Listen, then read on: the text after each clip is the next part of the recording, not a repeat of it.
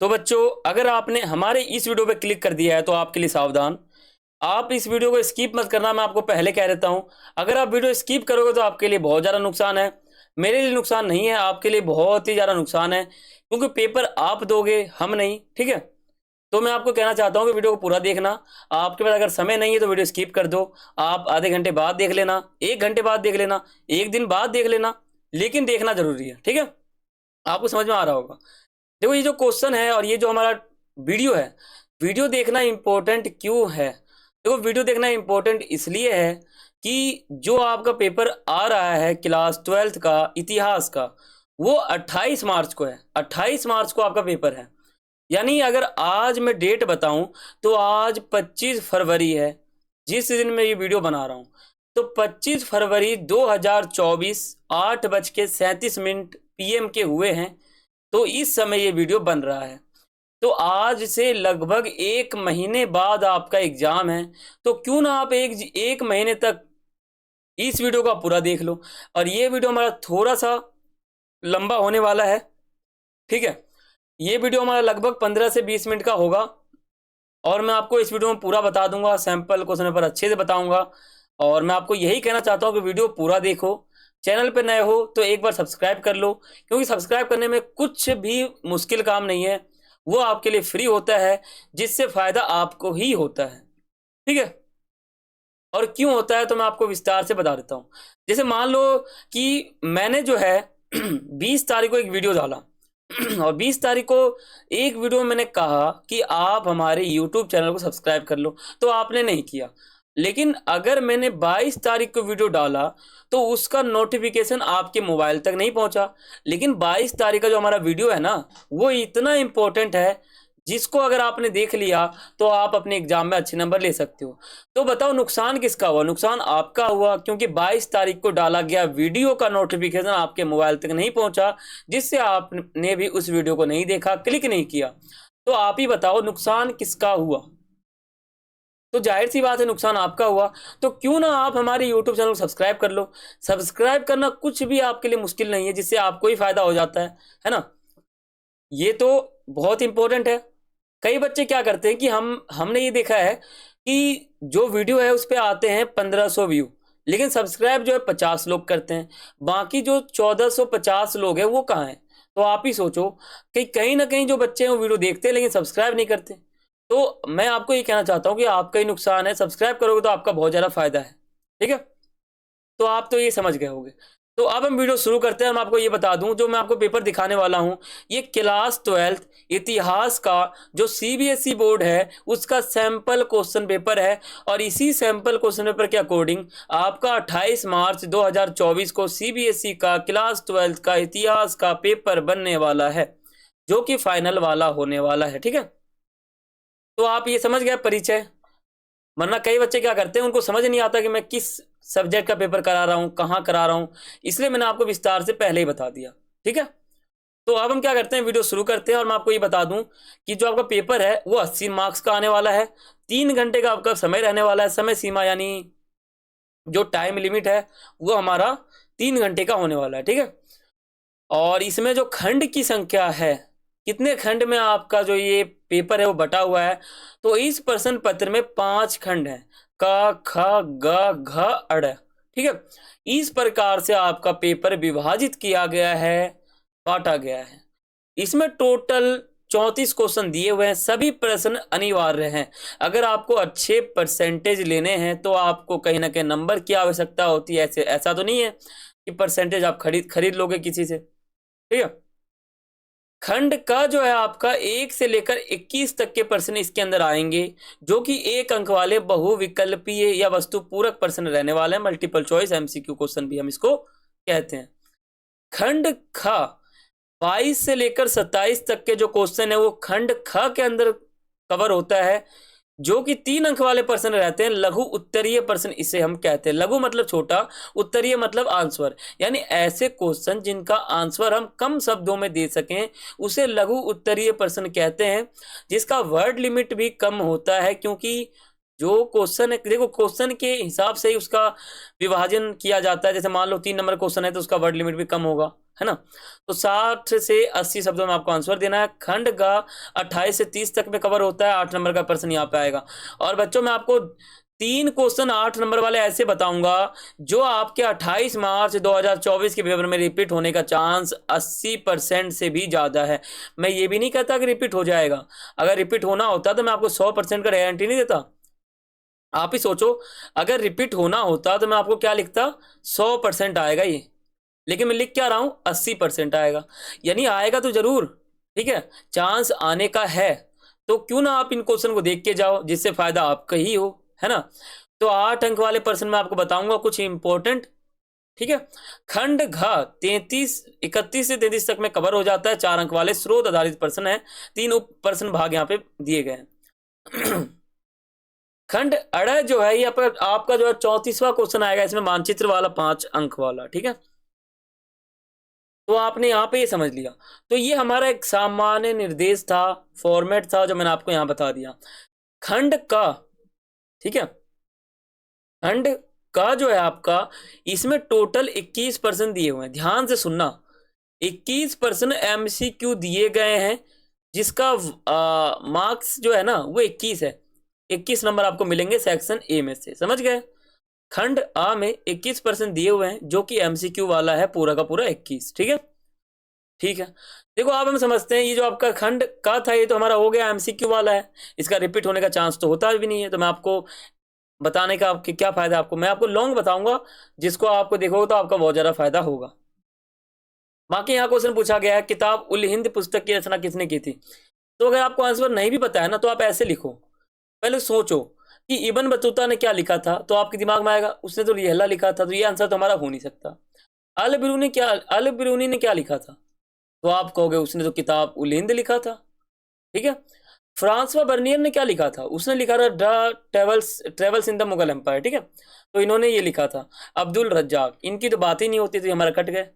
और जो Francois Bernier था ये भी कट गया, तो बचा क्या, अल बिरूनी। तो इस प्रकार से आप आंसर निकाल सकते हो, ठीक है। तो यहाँ पे आप समझ गया। यहाँ पे क्वेश्चन निम्नलिखित कथनों में से सही कथन का विकल्प का जो है उसका चयन करना है।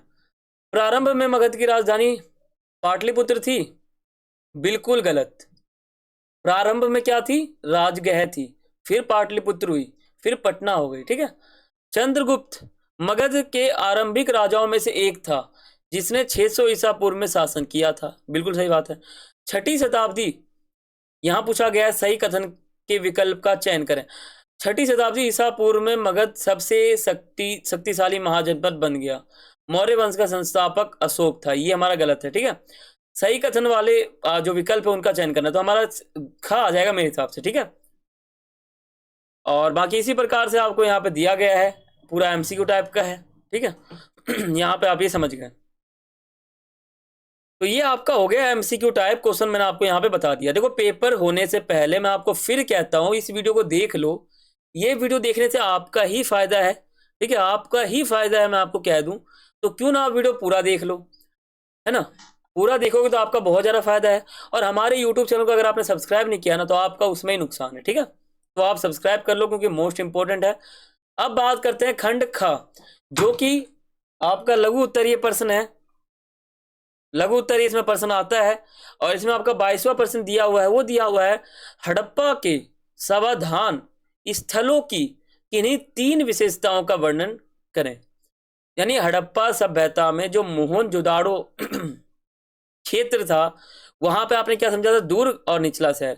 तो वो हो गया हमारा एक अलग क्षेत्र, ठीक है। सिंधु नदी उसके आसपास था, ठीक है, ये आपने यहां समझ लिया। लेकिन जो हड़प्पा सभ्यता में भिन्नताओं का जब पता लगाया गया था, तो समाधान का अध्ययन किया गया था, यानी शव का अध्ययन किया गया था, ठीक है। जब कोई व्यक्ति मरता था तो उसके लाश को एक जमीन के अंदर डालते थे। तो जो इतिहासकार थे उन्होंने उन्हीं लाश को निकाला, उन्हीं के बारे में पता लगाया कि कैसा रीति रिवाज था, क्या था। तो भिन्नता का कहने का पता लग गया था। तो समाधान का अध्ययन वो भी इंपॉर्टेंट था, ठीक है, जहां समाधान स्थल की बात यहाँ पे की गई है। तो ये आपका जो है मेरे हिसाब से इंपॉर्टेंट है, आप इसको नोट डाउन कर लो। हड़प्पा के समाधान स्थलों को किन्हीं 3 विशेषता बताने की बात हो रही है, तो ये मेरे हिसाब से इंपॉर्टेंट है, ठीक है।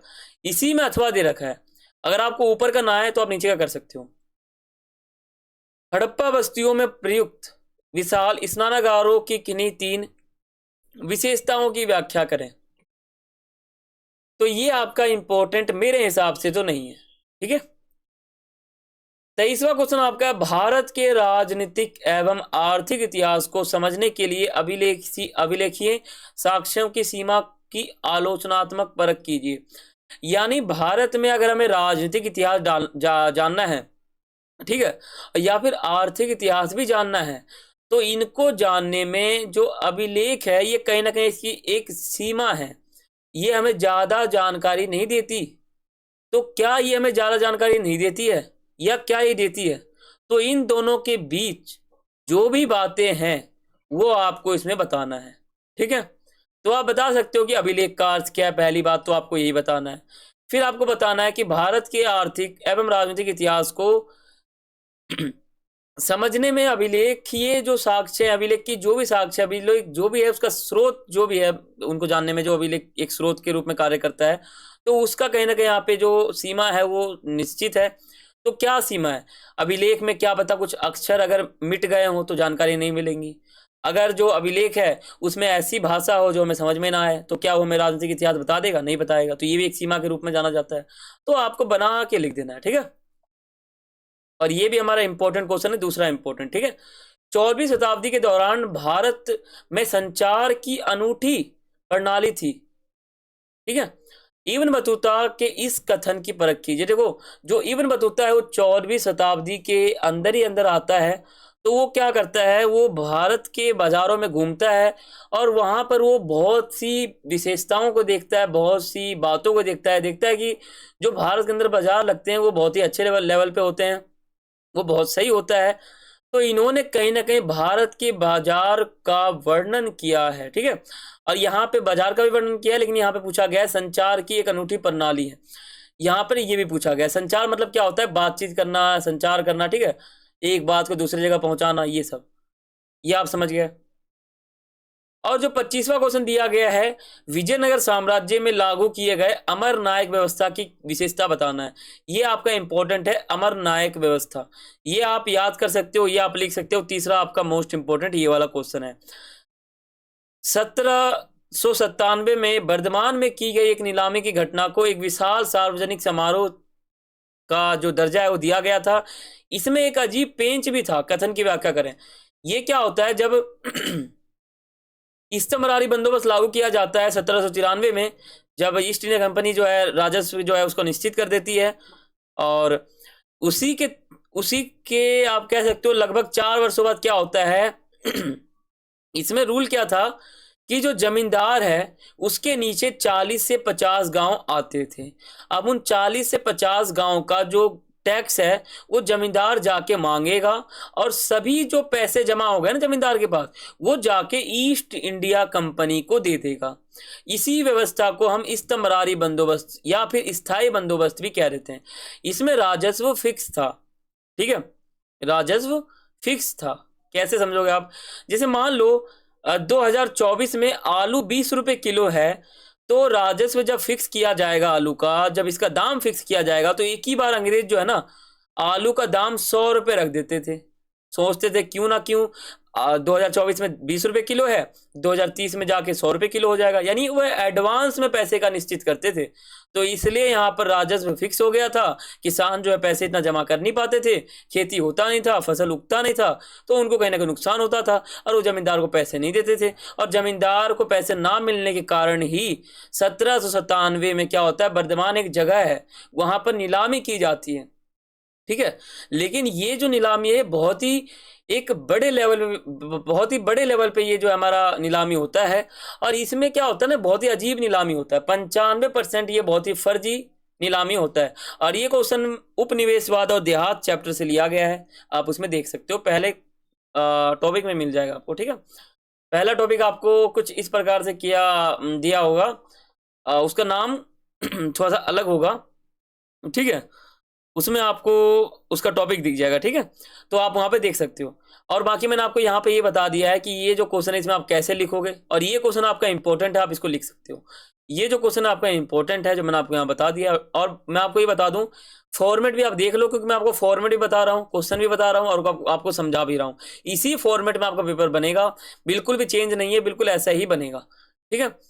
अब 27वां जो क्वेश्चन आपको दिया गया है, वो दिया गया है 1857।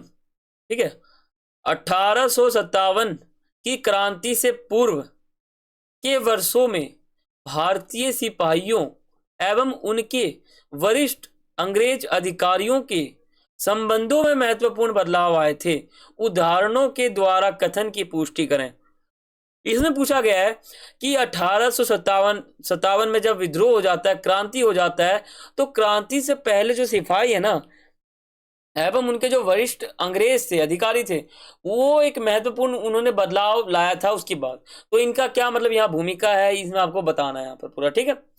और यहाँ पे पूछा गया है, अगला इसी में अथवा है, और बाकी ये आपका इंपॉर्टेंट है 27वां क्वेश्चन, ये आप लिख सकते हो। और इसी में अथवा का क्वेश्चन पूछा गया है, वो पूछा गया है कि ये गिलास फल चेरी एक दिन हमारे मुंह में आ गिरेगा, यह कथन किसने कहा है। देखो ये जो क्वेश्चन है, ये विद्रोही और राज से पूछा गया है। इसमें जो गिलास फल की बात हो रही है, वो अवध की हो रही है। यानी अंग्रेजों ने सब जगह तो शासन कर ही लिया था। अंग्रेज जो है वो एक जगह था अवध, तो अवध एक बहुत ही महत्वपूर्ण था। और अवध पे भी उन्होंने सोचा था कि क्या होता है कि 4-5 आदमी होते हैं। अब जो दूसरा आदमी होता है ना, वो तीनों 2 आदमी को कहता है। जो 4 आदमी है ना, तो 4 आदमी को 2 आदमी मिलकर कहते हैं कि एक अवध जगह है। तो अवध को इन्होंने क्या कहा, एक चेरी, चेरी इस जैसे मान लो चेरी एक बहुत ही कीमती फल होता है, बहुत ही महंगा फल होता है बहुत ही महंगा फल होता है। तो अवध को भी अंग्रेज के 2 अधिकारी ने बहुत ही महंगा समझा था। तो उन्होंने कहा था कि कोई नहीं, एक ना एक दिन हम अवध पे कब्जा करेंगे। इसका मतलब क्या है कि उन्होंने कहीं ना कहीं अवध पे कब्जा करेंगे, जो ये बात है ना, इसको चेरी फल से बताया है। इसलिए उन्होंने कहा है कि ये अवध फल एक ना एक दिन हमारे मुंह में आ गिरेगा, यानी कहीं ना कहीं हमारे अंडर में आ जाएगा। हम इनको जो है हम अपना गुलाम बना लेंगे, और कहीं ना कहीं हमारा शासन यहाँ पे कायम हो जाएगा। यानी कहने की बात यहाँ पे दूसरे तरीके से है। यहाँ कहा जा रहा है ये गिलास फल हमारे मुंह में आ गिरेगा। अब कई बच्चे क्या यहाँ कंफ्यूज हो जाते हैं, वो सोचते हैं कि क्या बात हो रही है यहाँ पर। यहाँ बात सिर्फ और सिर्फ अवध को कब्जा करने का ही किया जा रहा है। ठीक है, तो ये आप समझ गए। अब खंड ग जो है ये आपका है। और ये मैं आपको बता दूं, यहाँ आप वीडियो स्किप मत करना, वीडियो मिस मत करना। अगर आपको वीडियो देखने का मन नहीं है तो आप मुझे कह दो, कमेंट कर दो, मैं आपको रिप्लाई दूंगा। ठीक है, लेकिन आप वीडियो स्किप मत करो। देखो 28वां क्वेश्चन आपके सामने है, आरंभिक समाजों के सामाजिक प्रथाओं एवं मानदंडों के अध्ययन में इतिहासकारों के लिए महाभारत एक अमूल्य स्रोत है, कथन की पुष्टि करें। इसमें पूछा गया है आरंभिक समाज, यानी भारत के अंदर पूरे विश्व लेवल पे भी कह सकते हो आप, जो शुरू का समाज था ना, वो सामाजिक प्रथा, ठीक है, या जो मानदंड है, इनके अध्ययन में इतिहासकारों के लिए महाभारत जो है अमूल्य स्रोत है। यानी महाभारत जो ग्रंथ है, जिसकी बात मैं यहाँ करूंगा, उससे पहले मैं आपको बता दूं, जो इतिहासकार है ना, तो इतिहासकार अगर भारत के आरंभिक इतिहास को जानना चाहते हैं या समाज को जानना चाहते हैं, तो उनको कहीं ना कहीं महाभारत की सहायता जो है वो लेनी पड़ेगी। यानी महाभारत एक अमूल्य स्रोत है। अगर हमें भारत के प्रारंभिक इतिहास को जानना है तो महाभारत को देखना पड़ेगा, पढ़ना पड़ेगा, क्योंकि महाभारत बहुत ही पुराने जमाने की बात उसमें होती है। कौरव पांडव जो है वो होते हैं उसमें, दोनों कुरु वंश से होते हैं। ठीक है, भूमि को लेकर विवाद होता है, युद्ध होता है, ये सब आप यहाँ पे समझ रहे थे। तो ये आपको बताना है कि किस प्रकार महाभारत इतिहासकार के लिए एक अमूल्य स्रोत है। ठीक है, समझ गए। तो ये क्वेश्चन मेरे हिसाब से इंपॉर्टेंट है, मोस्ट इंपॉर्टेंट का क्राइटेरिया जो इसका पदवी है वो आप इसको दे सकते हो। ठीक है, और इसी में अथवा करके आपको दे रखा है तो आप इसमें अथवा करके एक कर सकते हो। तो मेरे हिसाब से ऊपर का इंपॉर्टेंट है। ठीक है, 29वां में जो आपका ऊपर का है ना, ये इंपॉर्टेंट नहीं है मेरे हिसाब से। नीचे का आप देख लो, मुगल कृषक समाज में जमींदारों की स्थिति क्या थी। जब मुगल काल था तब जमींदारों की स्थिति कैसी थी, आप मुझे ये बताओगे। तो यही आपको इसमें बताना है। ये जो क्वेश्चन है ये किसान, जमींदार और राज्य से लिया गया है, उसमें आपको ये दिख जाएगा। ठीक है, तो ये क्वेश्चन इंपॉर्टेंट है, और जो मैं आपको इंपॉर्टेंट बता रहा हूं वो इंपॉर्टेंट है, आप देख लेना। आपका जो एग्जाम होगा उसमें आप चौंकने वाले हो। शॉक्ड हो जाओगे आप सोचोगे कि ये क्वेश्चन तो रिपीट हो गया। ठीक है, तो मैं आपको ये कहना चाहता हूँ कि वीडियो को ध्यान से देखो, क्वेश्चन को आप नोट डाउन कर लो एक नोटबुक में, और अगर आपको आंसर नहीं आता तो आप मुझे कमेंट कर दो, मैं आपको एक कागज पे लिखकर आपको वीडियो बनाकर आपको दे दूंगा। ठीक है, और ये आपका इंपॉर्टेंट है। तीसरा क्वेश्चन आपका है, भारत छोड़ो आंदोलन वास्तव में एक जन आंदोलन था, कथन को न्याय संगत कीजिए। न्याय संगत का मतलब हो जाता है न्याय देना, या कथन को न्याय देना, यानी इसके बाद पे हमें हाँ हाँ करना। ठीक है,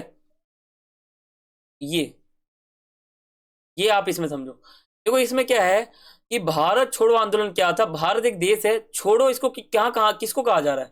छोड़ो अंग्रेज को कहा जा रहा है, यानी भारत के अंदर जो अंग्रेज हैं उनको छोड़ने की बात यहाँ पे हो रही है। यानी इसमें कहा गया कि अंग्रेज जो है वो तुम भारत छोड़ो, इसलिए इस आंदोलन का नाम ही भारत छोड़ो रख दिया गया। 1942 में चलाया गया था ये हमारा। ठीक है, और ये एक जन आंदोलन था, यानी जनता का भयानक आंदोलन था। और मैं कहूं तो भारत देश को आज़ादी इस आंदोलन के तहत ही मिली थी। अगर ये आंदोलन चलाया नहीं जाता तो काश या शायद भारत जो है गुलाम रहता अभी तक। ठीक है, मेरे हिसाब से। लेकिन जो भारत छोड़ो आंदोलन था, इन्होंने ही या इसी आंदोलन ने जो है कहीं ना कहीं भारत को बहुत ही सहायता प्रदान की, है ना। एक और आंदोलन था असहयोग आंदोलन, तो वो आंदोलन भी बहुत ही अच्छा था, लेकिन वो बीच में जो है महात्मा गांधी जी जो है उसको वापस ले लेते हैं। इसलिए क्या होता है कि वो आंदोलन वहां पे खत्म हो जाता है, और वो भी बहुत से जो वहां पे केस है वो हो जाते हैं, इसलिए कहीं ना कहीं वो आंदोलन वापस हो जाता है और वो आंदोलन वहीं पे समाप्त हो जाता है। लेकिन जो भारत छोड़ो आंदोलन है ये समाप्त नहीं होता, और इसी समय जो है इसके 5 साल बाद जो है 1947 में आजाद जो भारत देश है वो हो जाता है। फिर उसके बाद धीरे धीरे जो है और भी देश आज़ाद हो जाते हैं। ठीक है, और बहुत सारे देश बनते भी हैं, जर्मनी भी हम इसमें आ जाएगा हमारा, उसका एकीकरण हो जाता है, बहुत से राज्यों में टूटा रहता है वो। ठीक है, तो ये हो गया। तो यहाँ मैंने आपको एक क्वेश्चन और बता दूं, भारत छोड़ो आंदोलन ये इंपॉर्टेंट है, समझ गए आप, ये इंपॉर्टेंट है। ठीक है, तो यहाँ मैंने आपको कुछ क्वेश्चन बताए हैं, फॉर्मेट भी बताया है, पेपर आपको कैसे लिखना है वो भी बता दिया है। यानी सैंपल क्वेश्चन पेपर देखने के बाद आपको कहीं ना कहीं सहायता ही मिली है, नुकसान तो आपका नहीं हुआ होगा। देखो एक क्वेश्चन है, गांधी जी के राजनीतिक जीवन एवं राष्ट्रीय आंदोलन के इतिहास के पुनर्निर्माण में विभिन्न प्रकार के स्रोतों की परख कीजिए। यानी जो गांधी जी हैं उन्होंने राष्ट्रीय राजनीतिक जीवन के एक राष्ट्रीय आंदोलन के इतिहास को पुनर्निर्माण किया। इसमें क्या किया गया है कि उन्होंने कहीं ना कहीं राजनीतिक लेवल पे जो है कहीं ना कहीं जनता को जगाया है। ठीक है, देश को आजादी प्रदान की है, तो उसमें इनकी क्या भूमिका है उनको यहाँ पर बताना है। ठीक है, तो आपने यहाँ पे ये समझ लिया, और यहाँ पे स्रोत आधारित प्रश्न दिया गया है, आपको कुछ नहीं करना है, आपको ये पढ़ना है और क्वेश्चन को पढ़ना है और फिर आपको आंसर दे देना है। ठीक है, ये आप यहाँ पे समझ गए। और बाकी यहाँ पे एक पत्र की बात हो जाती है, अंग्रेज तो चले गए मगर जाते जाते शरारत की बीज बो गए। ये किसने कहा था? ठीक है, ये सरदार वल्लभ भाई पटेल ने कहा था। ठीक है, संविधान सभा के अंदर। तो ये आपको यहाँ पे बताना है, और ये पूरा स्रोत उनके ऊपर ही है। यानी इसमें जो भी बातें होती है वो सरदार वल्लभ भाई पटेल ही कहते हैं, उन्होंने ही कहा था कि अंग्रेज तो चले गए मगर जाते जाते जो शरारत की बीज है वो बो गए। ठीक है, तो इन्होंने क्या कहा, कैसे कहा, संविधान सभा में इसकी जो प्रतिक्रिया थी वो कैसी हुई, क्या हुई, वो आप यहाँ बताना। और यहाँ पे देख सकते हो, वह अपनी विरासत पीछे छोड़ गए, इस कथन में वह किसकी और इंगित करता है? तो आप ये कथन पढ़ोगे तो आपको आंसर समझ में आ जाएगा। ठीक है, वह अपनी विरासत जो है वो पीछे छोड़ गए, इस कथन का तात्पर्य किससे है ये आपको बताना है। सरदार वल्लभ भाई पटेल द्वारा भाषण में बलपूर्वक दिए गए एक संदेश की पहचान कीजिए। तो ये भी आपका इसके अंदर ही कवर हो जाता है, यानी इसमें बात होती है अंग्रेज के ऊपर। ठीक है, और आगे आपका मानचित्र है, एक हड़प्पा स्थल कालीबंगा, जिसे हम कालीबंगन भी कह रहते हैं, बाबर अकबर औरंगजेब के अधीन क्षेत्र आगरा, इसमें बताना है आपको। एक बौद्ध स्थल सांची, एक बौद्ध स्थल अंजता या अजंता। ठीक है, और बाकी आपको यहाँ पर मैप वाला मिलेगा और आपको आंसर यहाँ पे देना है। तो बच्चों मैं ये आशा करता हूँ कि आपने वीडियो पूरा देखा है, अच्छे से देखा है, हर चीज़ समझा है, और साथ ही साथ हमारे YouTube चैनल को सब्सक्राइब भी कर लिया है। तो अगर आपने इतना काम कर लिया है तो आप मुझे कमेंट कर दो और हाँ लिख के कह दो। ठीक है, हाँ लिख के कह रहे हो तो मैं आपको समझ जाऊंगा कि आपने सब्सक्राइब भी कर लिया है, वीडियो को देख भी लिया है, आपको समझ में भी आ चुका है। अगर आपकी कोई क्वेरी है, कुछ आपको पूछना है, कुछ सवाल आपका है, इंपॉर्टेंट है, बहुत इंपॉर्टेंट है, तो आप मुझे कर दो कमेंट, मैं वो जो सवाल है उसका जवाब भी आपको दे दूंगा, ठीक है। तो यहाँ पे मैं क्या करता हूँ कि वीडियो हमारा स्किप, यहाँ पे हमारा जो वीडियो समाप्त भी हो चुका है और वीडियो थोड़ा लंबा ही बन चुका है, ठीक है। अगर मैं आपको पूरा बताऊँ तो ये वीडियो जो है हमारा 24 मिनट 58 सेकंड का हो चुका है। बाकी मैं आपको ये कहना चाहता हूँ कि वीडियो अच्छा है, आपने पूरा देखा है। बाकी अगर आपको और भी सब्जेक्ट का चाहिए तो मुझे कमेंट कर सकते हो। और बाकी आपका सैंपल क्वेश्चन पेपर बहुत इंपॉर्टेंट था, ये आपके सेशन का ही है, सेशन 23-24 का ही है आपका, ठीक है। तो यही हमारा आज का वीडियो था, तो मिलते हैं अगली वीडियो में, तब तक के लिए सभी को थैंक्स फॉर वॉचिंग। जय हिंद, जय भारत।